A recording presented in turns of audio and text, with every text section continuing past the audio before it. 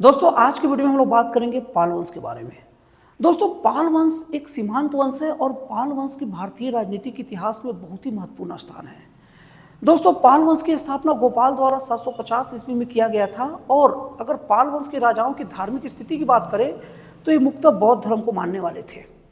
दोस्तों पाल वंश के संस्थापक गोपाल द्वारा ओदंतीपुरी विश्वविद्यालय का निर्माण कराया गया। दोस्तों एक क्वेश्चन अक्सर कॉम्पिटिटिव एग्जाम में आता है कि कौन से ऐसे राजा थे जिनके द्वारा ओदंतीपुरी विश्वविद्यालय का निर्माण कराया गया था। तो पाल वंशीय शासक और पाल वंश के संस्थापक कौन थे? गोपाल ने यह किया था। अब दोस्तों इसके बाद में धर्मपाल पाल वंश के बहुत ही ज्यादा प्रतापी और धुरंधर राजा थे।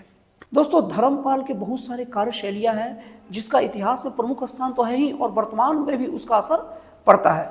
दोस्तों सर्वप्रथम विक्रमशिला विश्वविद्यालय का निर्माण धर्मपाल ने कराया था जो अभी भी मौजूद है।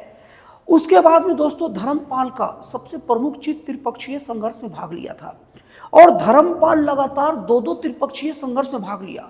पहला त्रिपक्षीय संघर्ष आप लोग याद करके रखिएगा, ये बहुत काम का चीज है। पहला त्रिपक्षीय संघर्ष में दक्षिण भारत के राष्ट्रकूट वंश के राजा ध्रुव और पाल वंश की तरफ से धर्मपाल थे और प्रतिहार नरेश की तरफ से वत्सराज ने भाग लिया था। इसमें दक्षिण भारतीय राजा ध्रुव की विजय प्राप्त हुई। एक कन्नौज को लेकर त्रिपक्षीय संघर्ष हुआ था। उसके कुछ समय बाद दोबारा कन्नौज को लेकर ही त्रिपक्षीय संघर्ष फिर से हुआ।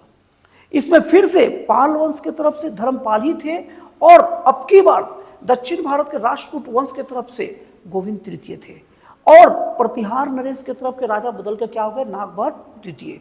तो इस तरीके से पाल वंश के राजा धर्मपाल द्वारा दो त्रिपक्षीय संघर्ष में भाग लिया गया। दोस्तों पाल वंशीय शासक धर्मपाल को उनके कार्यशैली से प्रभावित होकर एक गुजराती कवि ने उन्हें उत्तरापद स्वामी की उपाधि से विभूषित किया था। दोस्तों पॉइंट टू बी नोटेड, कौन से ऐसे राजा हैं पाल वंश के जिन्हें उत्तरापद स्वामी कहा जाता है?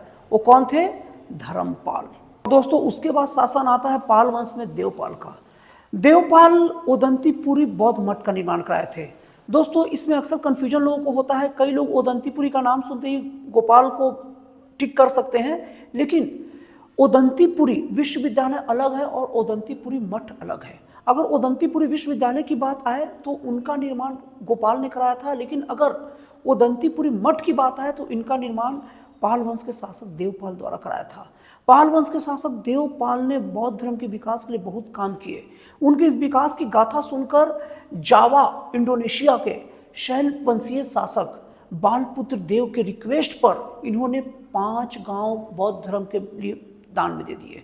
तो इस तरीके से आप देख सकते हैं कि पाल वंश का बौद्ध धर्म के विकास में कितना बड़ा योगदान रहा है। और दोस्तों जैसे मैं बार बार इसका जिक्र करता हूं कि मैं अपने हर वीडियो में 1-2 पॉइंट ऐसे देने की कोशिश करता हूं जिससे गवर्नमेंट जॉब में क्वेश्चन अक्सर आते हैं, फंसते हैं। तो एक पॉइंट और दे रहा हूं, गौड़ी नीति नामक एक साहित्यिक विद्या है जिसका विकास पाल वंश के शासकों के समय ही हुआ। ये बहुत काम का चीज है, इस पॉइंट को नोट करके रखिएगा। तो दोस्तों इस तरीके से हमारा पाल वंश का महत्वपूर्ण कार्य इस वीडियो में संपन्न होता है। तो दोस्तों फिर मिलते हैं अगले वीडियो में एक जन कल्याणकारी और एक राष्ट्र को प्रेरित नए विचारों के साथ।